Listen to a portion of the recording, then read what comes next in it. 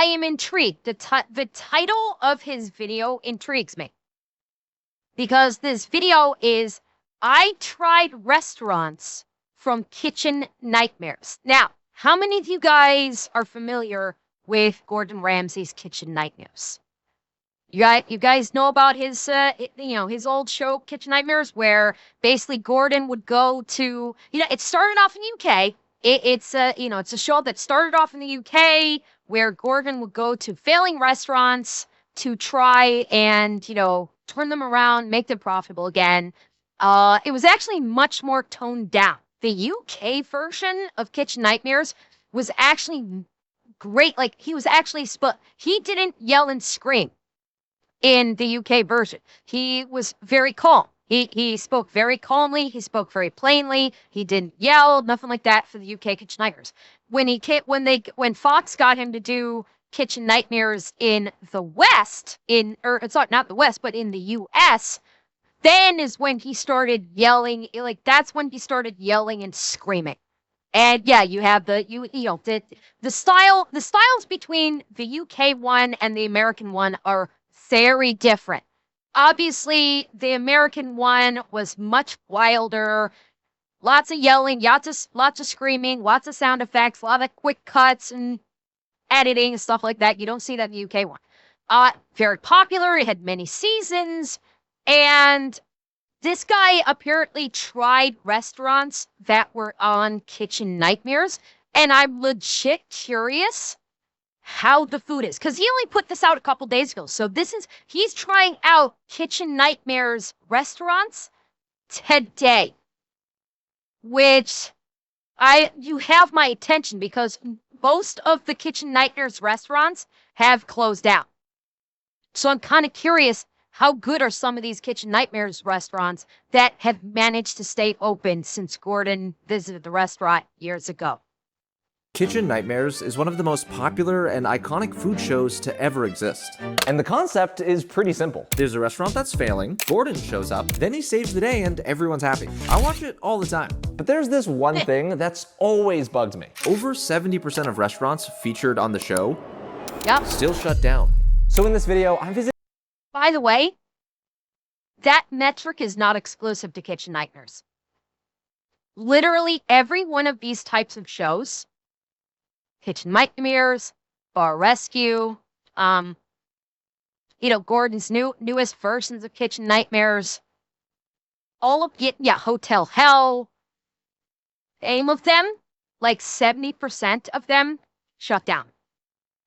Because generally speaking, most of these businesses, by the time they reach out to these various shows to come help them, 9 times out of 10, they're already on the way out and there is no saving them. No matter how much they bounce back after being on the show, they're already in so deep they cannot climb out, and so they end up going under.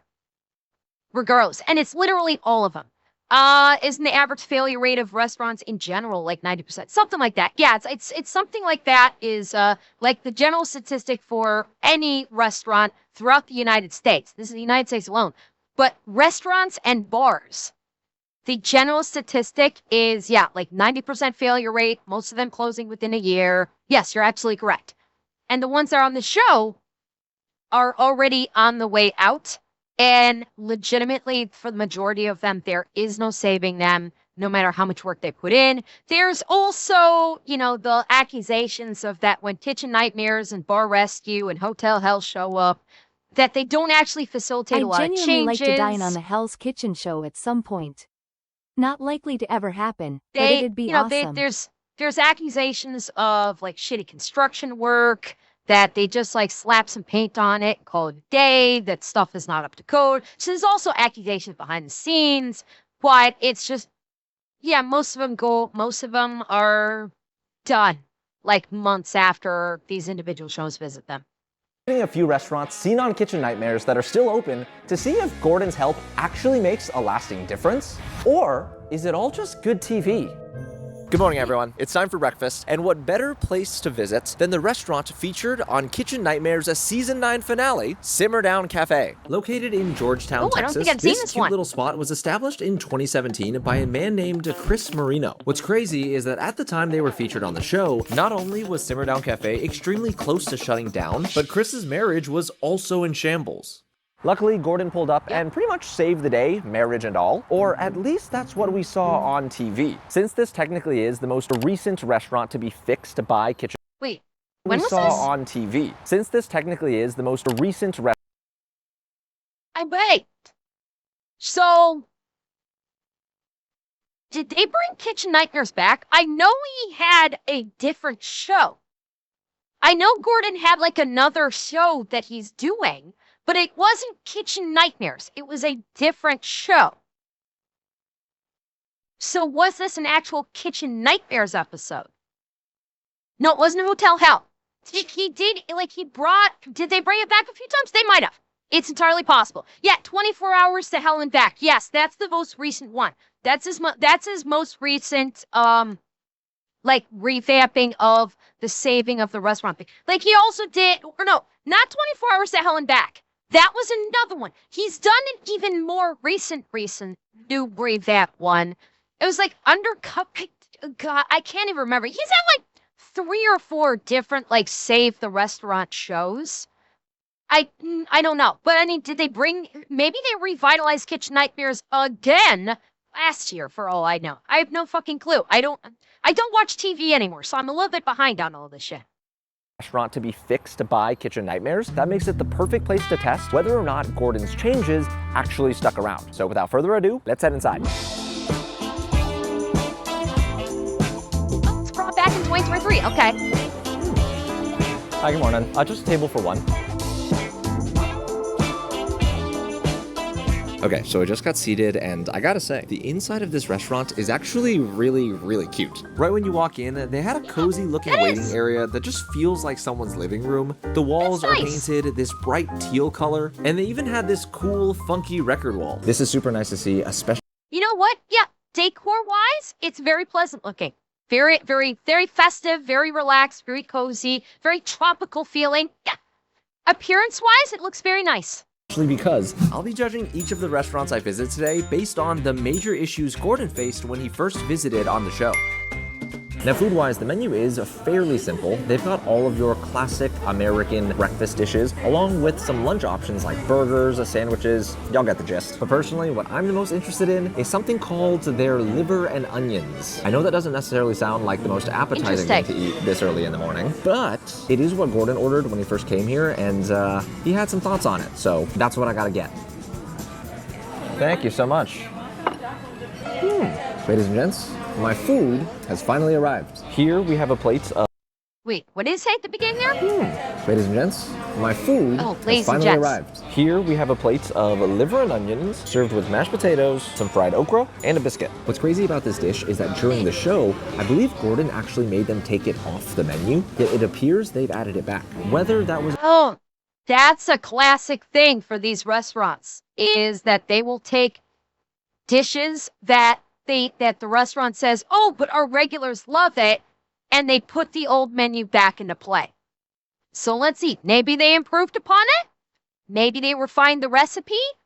Let's find out, because if Gordon took it off the menu, it means that it probably wasn't good. So let's see. Whether that was a good idea or not, I'm not sure. But there's only one way to find out.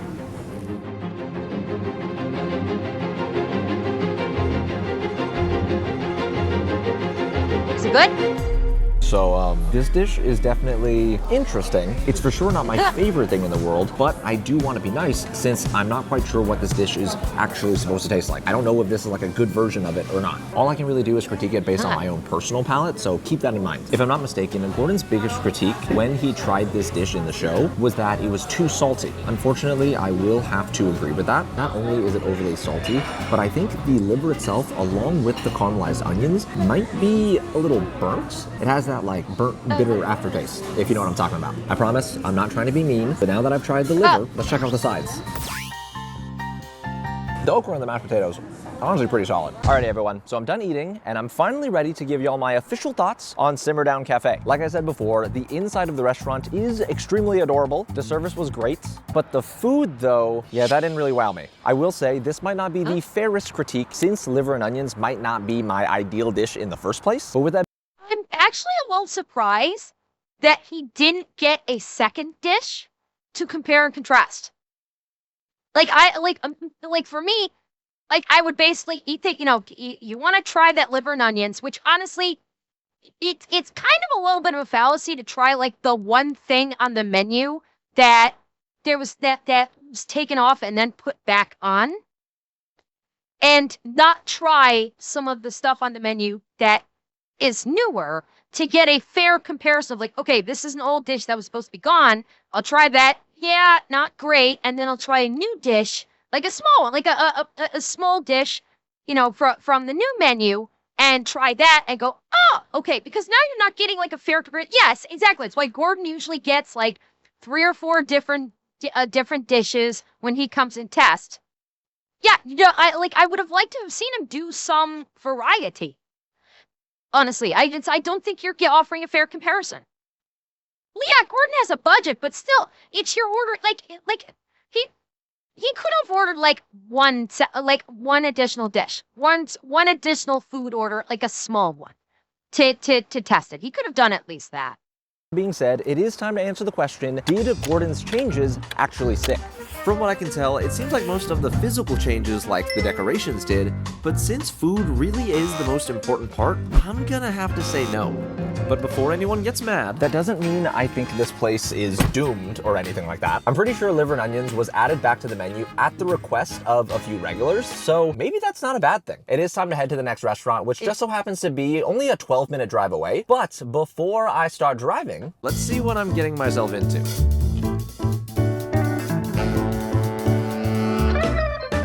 All right, everyone, I've now made it to Grumpy George Pub and Grub. I apologize for anyone offended by that terrible accent. I thought it fit the vibe. The Grumpy George was established in 2023 and featured on the 8th episode of Kitchen Nightmares Season 9. According to the show, the restaurant is supposed to be a classic English pub, but unfortunately, it didn't feel very British. Seeing that.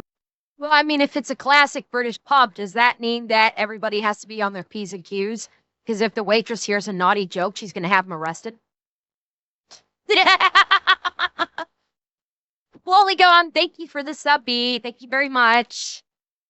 Gordon did grow up in England. I'm assuming he was a little offended by this place claiming to be a true British gastropub, hence why he wanted to fix it so badly. Let's go see if he managed to actually make a difference. Now, what's really interesting about Grumpy George is this a Twitch-run restaurant? No. That's a real thing in England now.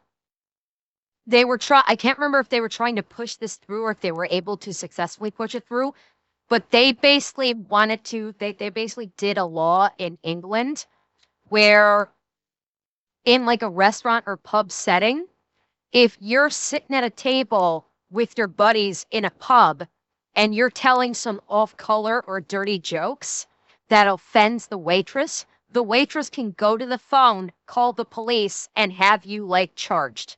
Like either arrested or ticketed, because the waitress got offended by your off-color joke that you were telling your buddies and not to the waitress. I wish I was joking, but that's a real fucking thing.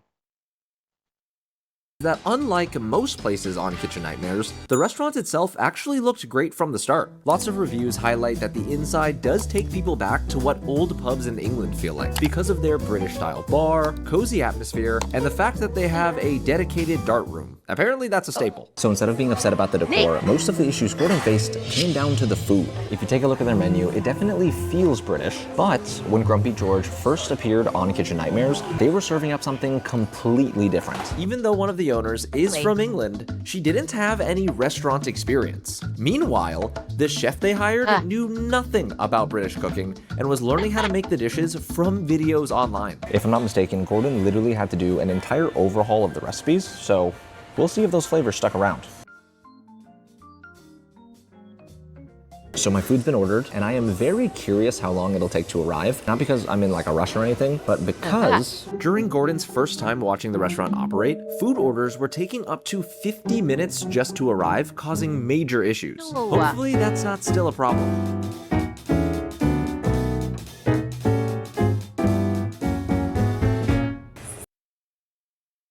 Not even a glass of water. You notice he does not even have a beverage after waiting like this. Oof, not good. That he's with who knows how long he's been sitting here, and he has not even gotten a beverage. Oh, you know what? You're right. You're right. It is just off frame here. You know what? You're absolutely correct. He's got a glass of water right here. Good eye. Good eye. I didn't spot that. Good eye. You're absolutely right.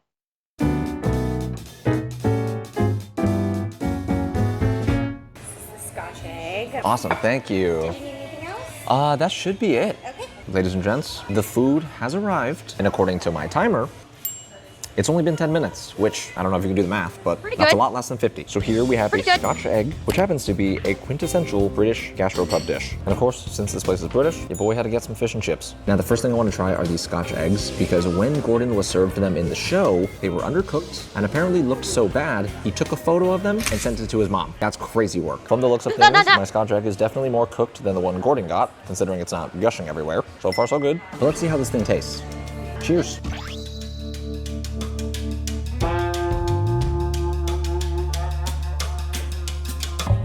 That is actually pretty good. Like I said, the egg is not undercooked, but the yolk is still jammy, which I do prefer. The pork is seasoned extremely well. There's a good amount of salt, along with some other spices and herbs that I can't quite pinpoint. You'll just have to trust my word for it. I think it tastes pretty good. I also want to try this with their homemade piccalilli. I'm not entirely sure what that is, but I'm assuming it's acidic. Okay. I'm still not quite sure what this is, but it definitely brightens up the entire thing. I like it.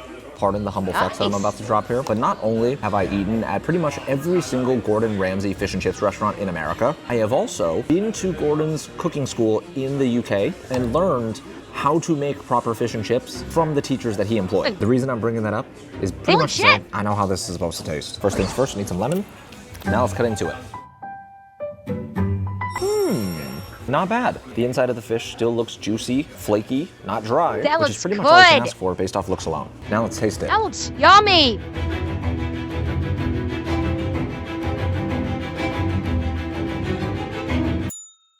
As expected, the fish is nice and flaky, it's cooked very well, tartar sauce is solid. Although the exterior isn't super crispy, it is very light, which means after I'm done here, I will not fall into a food coma, which I appreciate. I know technically I should eat this with utensils, but it's kind of falling apart as I cut it, so I'm gonna use my hands. For dessert, I ordered the sticky toffee pudding, which is another British classic, and I will admit, it was very yummy. Then I paid the bill, which came out to roughly $53, and of course, I had to use my beautiful... You know what? $53 for all of that? Not bad.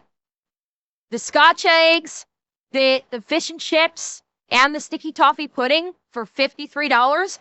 Honestly, not bad. That's not bad for a meal like that. Then I paid the bill, which came out to roughly $53, and of course, I had to use my beautiful Chime card. If you don't know what Chime is, not only are they the sponsor of today's video, they're also America's #1 choice for banking, I fully offering a appreciate smaller that, way but to manage your money. The and with how much I spend making these videos, that he Chime got, helps me out a lot. 53 Fun fact, isn't 82% terrible. of Americans... Like, considering how, think about a traditional order at McDonald's these days.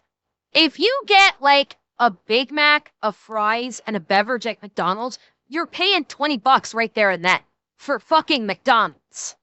So, like, I don't think you can eat at McDonald's legitimately if you're under 15 or $20. So $53 for a more fine dining type meal? Honestly, not bad. It really isn't. don't have a high yield savings account. And if that's you, that means you're losing out on money you could be earning just by having your savings in the right place. With Chime's high yield savings account, you can earn 3.75% APY, which is 9 times the national savings rate. It's super simple too. All you gotta do is set it up and your money grows automatically. And that's not all. There are no monthly fees, no overdraft fees, and no minimum balance fees when you're banking with Chime. So considering that the average American pays almost $300 a year on fees with traditional banks, Chime is a no-brainer. Right now, Chime has an amazing offer where if you sign up using my link in the Sorry, description I'm munching at the or same by time scanning here, this chat. QR code, then set up All this food qualifying is like direct making me deposits. hungry. You'll get a $200 bonus. That's actual cash, not points, by the way. Again, that's a $200 bonus, plus you can earn 3.75% APY on your savings just by signing up for Chime using my link or scanning this big ol' QR code. So I'm officially done with my meal at Grumpy George, which means I'm gonna stop doing this terrible accent now. Anyways, let's get right into things. From what I can tell, it seems like Gordon's changes have obviously stuck around. Yeah. The food was great. It also came out. Well, here's the thing. From the way he described it, the only thing he needed to change at this place was the food. The decor was already fine. The service was probably already fine. It was literally just changing up the menu, and obviously the changes were good. Really, really fast. And although I might not be the most qualified person to say this, I'm gonna say it anyways. I think the restaurant felt British. I don't know. That's how I feel about it.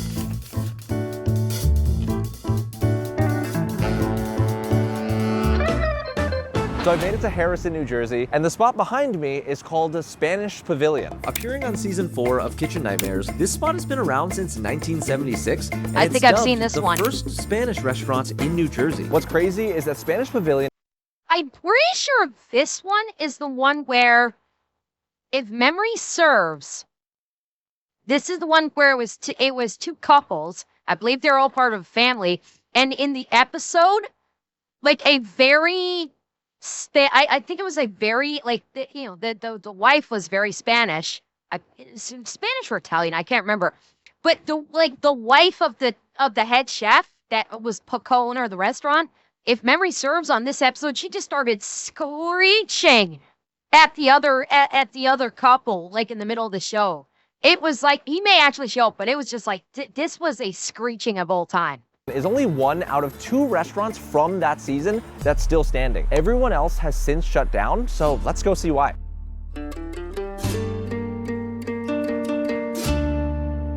Now, upon entering the restaurants, I was honestly a little nervous. In the show, Gordon actually discovered a dead lobster inside their dining room fish tank. Obviously, that was a huge health hazard, so before I could even think about eating, I had to make sure that situation did not happen to me. So I'm not sure if this place looks exactly like it did after it got its makeover on the show, but I do know that the goal was to make the inside feel brighter and more welcoming, which, after looking around, I think they're still doing a good job of. Now, along with updating their decor, Gordon also had them introduce tapas to the menu, which are these small Spanish shareables. Doing so helps differentiate them from the other 40-something Spanish restaurants nearby, which I think was a good idea. Now, as for what I'm gonna get, the first thing Gordon ordered when he came here was their paella, and he absolutely hated it. So what better way to gauge whether Spanish Pavilion has actually improved than to get exactly that? So I just placed my order, and another issue I want to point out from the show is that apparently the service here sucks. When the show aired, the restaurant was run by 2 brothers named Michael and Jerry, who at the time didn't really care about the restaurant, resulting in the staff having no one to lead them. I do believe that in the reunion episode, though, it showed that Jerry ended up taking over, and that does show since the service so far for me has been absolutely fantastic. Along with recommending me some tapas to try, they immediately brought out some bread, and I think this is chicken noodle soup that comes with my meal. It is quite chilly in New Jersey, so chicken noodle soup does sound pretty good. Cheers. You know, that's a pretty good chicken noodle soup. It's very cozy. It's not like the craziest thing I've ever had, but it comes with my meal, which means it's free. Can't complain. Ooh, thank you so much. Can I get you anything else? No, this is fantastic. Thank you. Ladies and gentlemen, I got some bread in my mouth, but the appetizers have arrived. This right here are some artichoke hearts, and over here we have their braised pork belly. First things first, I'm gonna try these artichokes because it looks good. Cheers. Ooh, that's good. Wait, what? You know when you eat something and you really can't control the facial expression you make? That was the vibe that just happened right there. First off, the artichoke itself is super tender. It's cooked extremely, extremely well. What I wasn't expecting was that the sauce that's on it, it's kind of tangy. It's really bright. I don't normally eat artichokes, but if I were to eat them more often, this is how I'd want them cooked. Now that the healthy green stuff is out of the way, time for some pork belly. Now I know I should probably cut this. I want one. Yes. I want one. Put it in my mouth. Yeah. Put it in my mouth, Chad. Yes, I definitely do. This looks so yummy. Into a smaller piece, but okay, there is no think way it's good. the food tasted like this before they got on the show. Otherwise, I don't think they would have ever needed to get on Kitchen Nightmares. The pork belly is super tendy. The pork belly is super tender, it's rich, it's like super salty, but the acidity from the diced tomatoes on top really balances it out. Overall, flavor-wise, that was absolutely fantastic. With the tapas being this good, my expectations for the paella are honestly through the roof right now. Hey, Let me get you a dinner plate. Thank that's you. a big paella. Holy shit! Ladies and gentlemen, the paella has arrived. Honestly, when I first saw that it cost $36, I was thinking, okay. Wait, hold up. Honestly, when I first saw that it cost $36, It says right there. It says for two. It literally says it is for two fucking people on the menu. Wait, no, sorry, I'm misreading. No, I'm misreading. The for two is the $68. My bad. The $68 one is for two. The $36 one is for one. Yeah, it's just the way that's laid out on the menu is wonky. Damn, that's a big fucking paella for $36. $36, I was thinking, okay, might be a little expensive. But now that it's in front of me, this looks worth every single dollar. This is beautiful. So the one I ordered is That the is Paella colorful. Valencia. I was told by my waiter that this is the exact same one that Gordon ordered on the show. So, you know, making sure I'm doing things right. In this skillet, there's chicken, chorizo, shrimp, clams, mussels, scallops, calamari, and langoustines. This is hands down the best looking entree I think I've ever ordered in the history of this channel. I don't even want to break into it because that's how pretty the skillet looks, but I'm gonna do it anyways, because that's my job. I think I've died and gone to seafood heaven. My brain's malfunctioning. So far, 2 out of the 3 major issues Gordon faced when visiting Spanish Pavilion have been cleared, but none of that matters if this paella isn't good.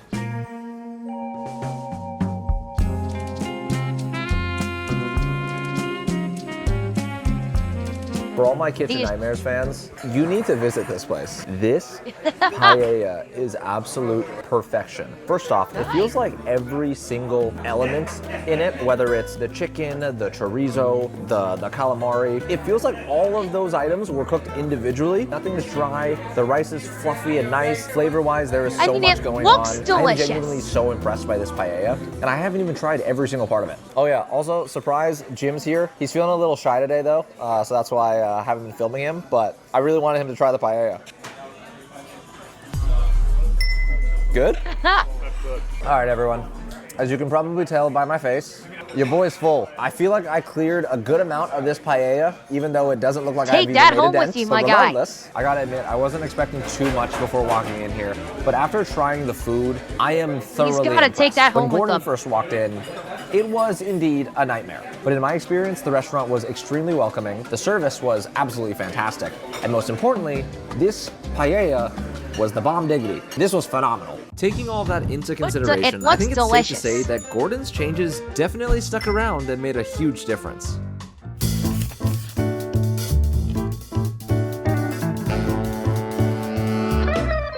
All right, everyone, things are about to get a little crazy because I have a... Hi, Daya. How's it going? You're very welcome. You are very, very welcome. It's nice to meet you too. Officially made it to sunny Los Angeles, California, and behind me is the one and only Lido de Manhattan. Featured on season 3, which aired over 15 years ago, this Manhattan Beach staple is often considered the most successful Kitchen Nightmares project ever. But when Gordon first came to visit, this place was a mess. The owner barely knew how to cook, the kitchen was disgusting, and worst of all, the food was downright terrible. Clearly the impact Gordon had on this place made a huge difference considering how long they've been open. Not to mention, every single article I could find was extremely positive. However, I want to see for myself if it really lives up to the hype. Hey. Okay, now I'll go inside for real. get that sweet, sweet B-roll. So I had a The Lido episode, the owner and chef, was basically if I'm remembering, because I've seen a lot of Kitchen Nightmare episodes. If memory serves, the Lido episode, she was like an airheaded, spoiled brat.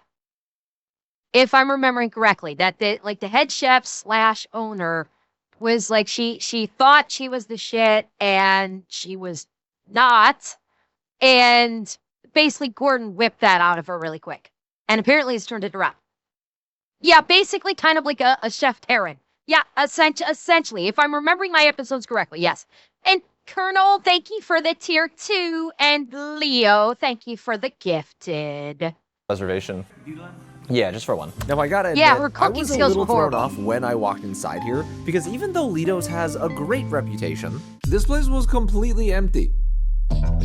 As I sat down and looked over the menu, unfortunately, I did begin assuming the worst. What if the reviews are all wrong, and Lido's actually fell off? But thankfully, in the midst of all my worrying, that menu is looking rough. For a place that's supposed to be successful, that is a very rough looking menu. I gotta say, we're not seeing very good signs here. Yeah, the restaurant is currently empty. The menu is like the spine is this only happens after probably years of usage. This menu has been present in this restaurant for, I would say, years. my worrying. I'm not sure if y'all can hear that, but other customers have arrived. Are we back? I really don't know why the place being empty at first threw me off so much. I'm gonna blame it on the fact that I'm extremely hungry, and the only thing I've eaten today is a bag of pretzels on the plane right here. Now I've also finished looking over the menu, and I gotta say, the food options do sound quite tasty. Because they are considered the most successful Kitchen Nightmares project ever, I'm gonna do things a little differently and order a few items to really put them to the test. So my food has been ordered, and like I said before, when Gordon first visited this place, they had a multitude of issues, but the biggest one had to be with the owner herself. This is Lisa Hemmett. She became the owner of Lido's in 2004, and upon That's right. I remember. She was constantly the owner, not the chef. She did work in the kitchen for a little bit, though. Yeah. I just remember. She basically, I think it was her dad gave her the restaurant as a present, I think, if I'm remembering the backstory correctly. But the one thing I remember is she was constantly hiding in the bathroom. When everything was going bad, she would go hide in the bathroom and cry all the fucking time. And she would take no responsibility for anything that was going wrong in the restaurant. meeting her for the first time, Gordon quickly exposed how inexperienced she was. Not only had she never worked in restaurant management before, she did not know how to cook, couldn't communicate properly with the staff, and if all that wasn't bad enough, she was even dating one of her employees. The good news is, although the episode started off rocky, by the end, Gordon was able to get through to her and supposedly helped to turn things around. I'm pretty sure she still is the owner, and based off of how things are running so far, despite the fact that the place was like empty when I walked in, things do seem to be going well. Service has been great. They even brought me free bread, which I may have demolished while waiting for my food. Thank you. Ladies and gents, the appetizers have arrived. So over here we have Lido's baked eggplant roll and some barbecue chicken flatbread. Now first things first, I have to try this baked eggplant roll because this dish is also the first thing Gordon ordered when he came here. He wasn't a fan though, and said, okay, hang on. It does look better. I'm not a big fan of eggplant, but it does look better than what they served him. Definitely an improvement. Dish is also the first thing Gordon ordered when he came here. he Far wasn't less a fan messy, though, and far said bit it was better put weirdly together. crunchy while also being undercooked. Originally, my plan was to get Gordon's exact order, but it seems like a few of the other items he got aren't available anymore. This is literally the only one left, so I'm assuming they've learned how to do it right, but we'll see. Smells pretty good. Cheers. So right away, I can confirm, flavor-wise, it's actually very nice. The eggplant has a slight sweetness to it that pairs really, really well with the tomato sauce. And as for the texture, it's nice and tender, perfectly cooked. Wow. It seems like keeping it on the menu was a good idea after all. Yeah, that hits. Next, let's try this barbecue chicken flatbread, which I did have some very specific reasons for ordering. The first being that my waiter recommended it, and you gotta trust your waiter. And secondly, Gordon was the one that made them add flatbreads to the menu in the first place. Cheers. Okay. This is also quite nice. Okay, The chicken that is looks still tasty. nice Ooh. and juicy. It's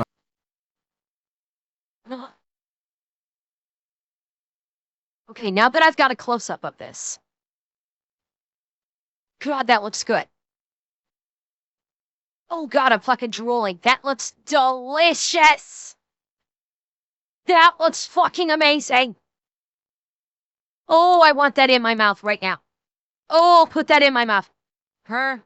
In my mouth. Dear God, that looks good. Out of all the food we've seen displayed, that looks the most yummy so far. not dry, which honestly, I wasn't expecting. The flatbread crust is nice and crunchy, while at the same time, the inside is still pretty airy for the most part. I think my only critique is that the barbecue sauce might be a little too sweet for my personal taste, but it's not bad. So far, it seems like the items Gordon played a part in, quite tasty. But what about a dish he didn't influence? According to the menu, this is Lido's famous spicy vodka pasta. And the reason why I say famous is because that's literally what they put on the menu. Personally, I've never seen it go viral, but as long as it's good, I don't care if it's famous or not. Here goes nothing. Cheers. L?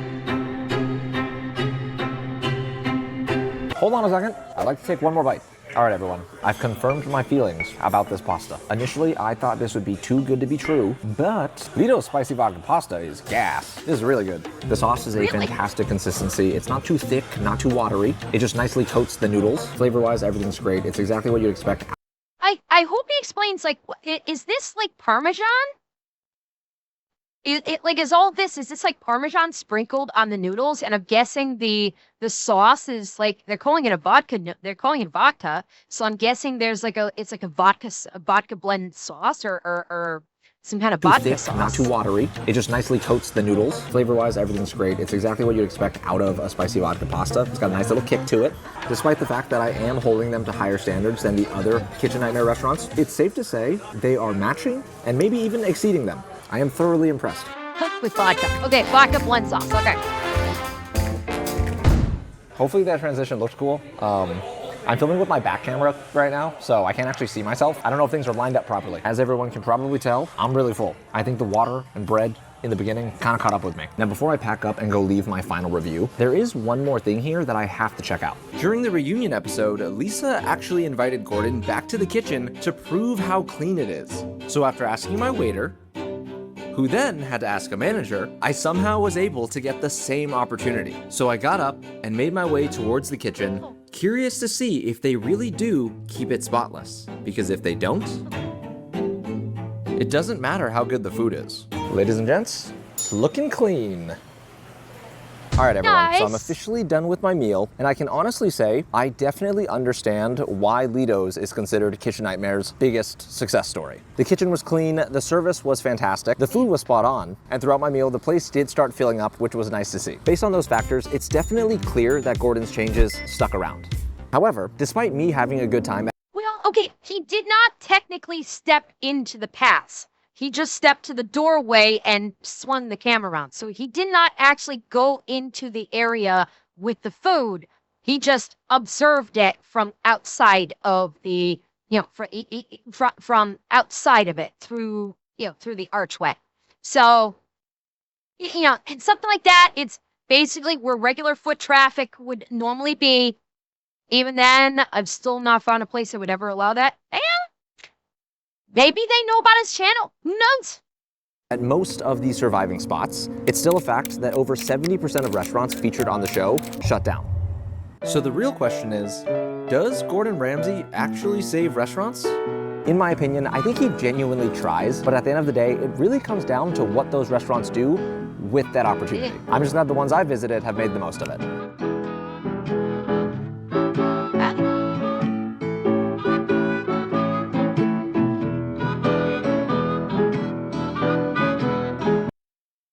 You know what? That was really good. That was honestly really good. God, it made me hungry. I'm glad I have like snacks on my desk that I could munch on during that because that was absolutely making me hungry.